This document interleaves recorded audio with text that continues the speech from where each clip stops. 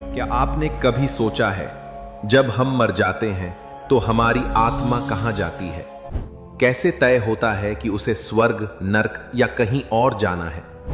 गरुड़ पुराण में भगवान विष्णु और गरुड़ के बीच एक अद्भुत संवाद है जिसमें खुलकर बताया गया कि मृत्यु के बाद आत्मा को कौन लेने आता है। आज हम उसी संवाद को समझेंगे और जानेंगे आत्मा की रहस्यमयी यात्रा का सारा सच। अगर आप इस वीडियो को आखिरी सेकंड तक पूरी श्रद्धा के साथ सुनते हैं तो भगवान विष्णु की विशेष कृपा आप पर जरूर होगी, क्योंकि ये सिर्फ एक कहानी नहीं, ये उस रहस्य का खुलासा है जो मृत्यु के बाद आत्मा के सफर को समझाता है और मोक्ष के द्वार तक लेकर जाता है। और हां, अगर आप सच्चे विष्णु भक्त हैं तो अभी इस वीडियो को लाइक जरूर कीजिए ताकि हमें भी पता चल सके कि इस धरती पर कितने लोग हैं जो सच्चे दिल से भगवान विष्णु के भक्त हैं। चलिए अब हम एक दिव्य यात्रा पर निकलते हैं जहां स्वयं गरुड़ भगवान विष्णु से पूछते हैं। एक दिन गरुड़ जी ने भगवान से पूछा, जो भगवान विष्णु के सबसे प्रिय सेवक और वाहन हैं, गरुड़ जी, प्रभु, जब कोई मनुष्य मरता है तो उसकी आत्मा कहां जाती है? भगवान विष्णु मुस्कुराए, उनके चेहरे पर करुणा थी, शांति थी। उनके शब्दों में वो ज्ञान था जो युगों युगों से छुपा था। भगवान विष्णु, हे गरुड़, ये प्रश्न जितना सरल लगता है इसका उत्तर उतना ही गहरा है। जब शरीर मरता है तो आत्मा अपनी यात्रा शुरू करती है, लेकिन आत्मा कहां जाएगी ये तय करते हैं उसके कर्म। जिसने जीवन भर अच्छे कर्म किए हों, जैसे सत्य बोलना, किसी की मदद करना, दूसरों को दुख न देना, भक्ति करना, ऐसे लोगों की आत्मा को दिव्य लोक की ओर ले जाया जाता है। उसे स्वर्ग का द्वार मिलता है जहां सुख और शांति होती है। लेकिन जो लोग झूठ बोलते हैं, दूसरों का हक छीनते हैं, हिंसा करते हैं, अपवित्र जीवन जीते हैं, उनकी आत्मा की राह अलग होती है। ऐसी आत्माएं नरक की ओर जाती हैं जहां उन्हें अपने पापों का फल भुगतना पड़ता है। और इन दोनों के बीच एक रहस्यमयी पल होता है।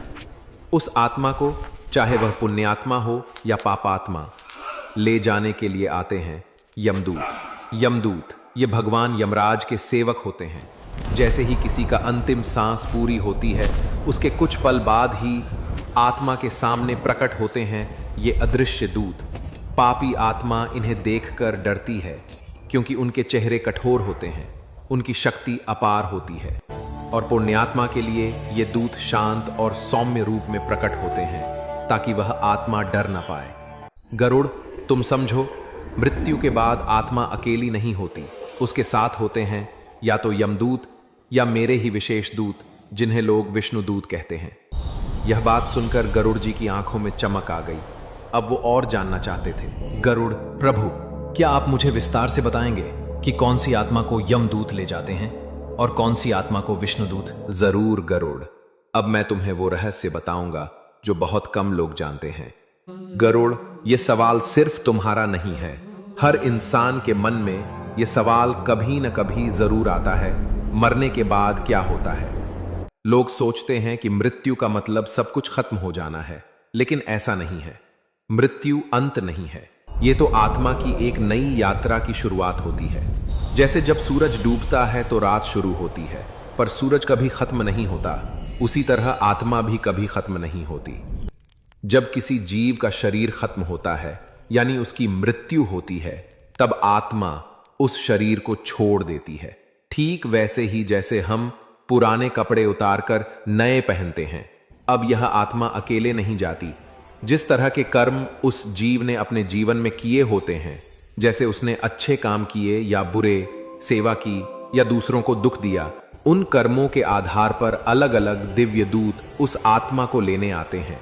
कोई यमदूत आता है, कोई विष्णुदूत, कोई देवदूत।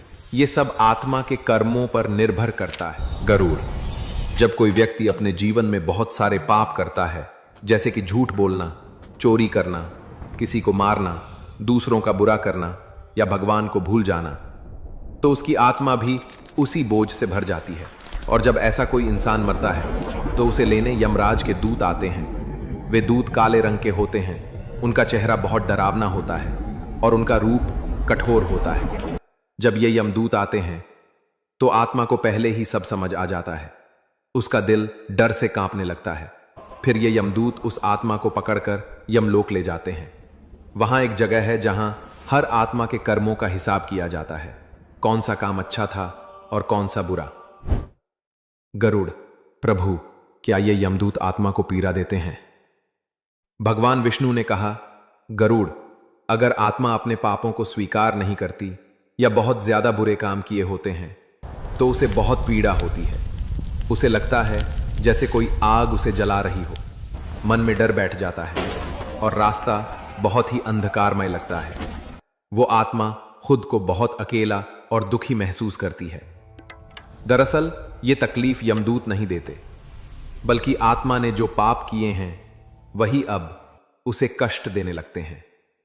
उसके पाप इतने भारी हो जाते हैं कि वे उसे खींचकर यमलोक ले जाते हैं, बिल्कुल वैसे जैसे एक पत्थर पानी में डूबता है।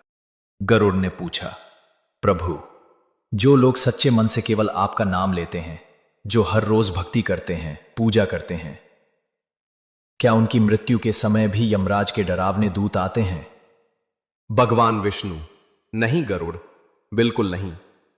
जो व्यक्ति मेरा सच्चा भक्त होता है, जो मुझे दिल से प्रेम करता है, मेरा नाम जपता है, जो झूठ, पाप और लालच से दूर रहता है, उसकी आत्मा को यमदूत छू भी नहीं सकते।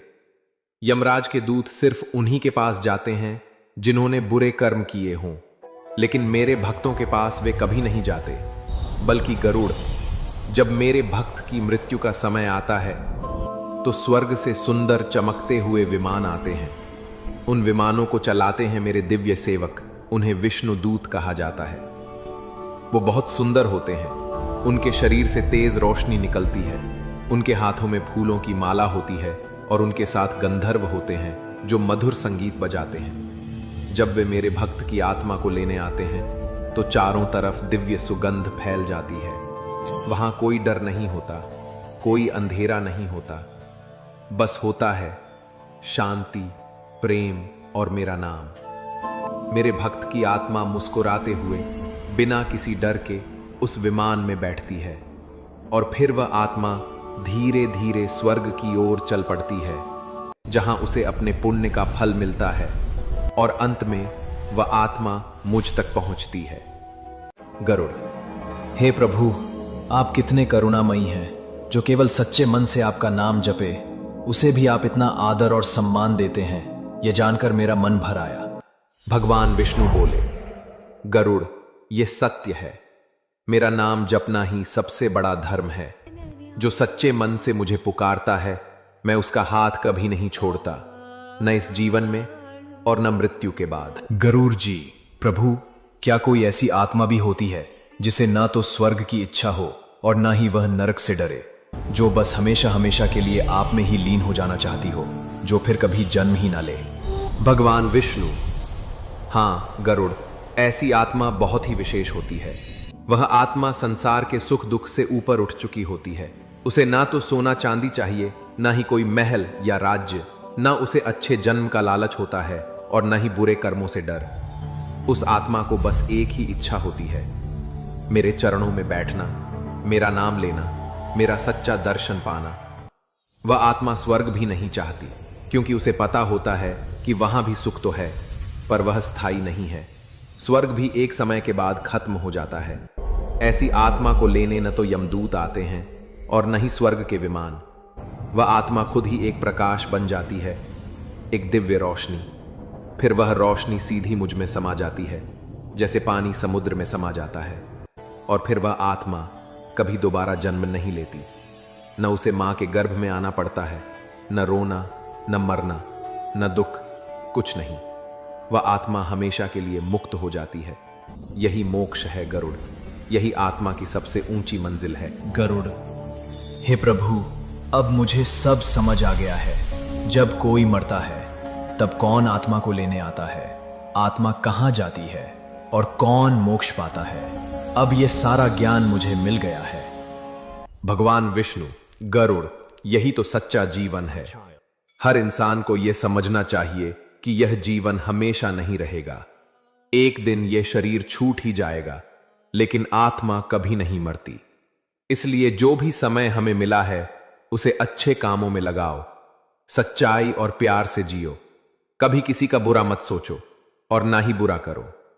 जो इंसान भगवान का नाम लेता है, दूसरों की मदद करता है और सच्चे दिल से भक्ति करता है, उसे मृत्यु का कोई डर नहीं होता, क्योंकि मृत्यु तो बस एक दरवाजा है जिसके बाद आत्मा आगे की यात्रा पर जाती है।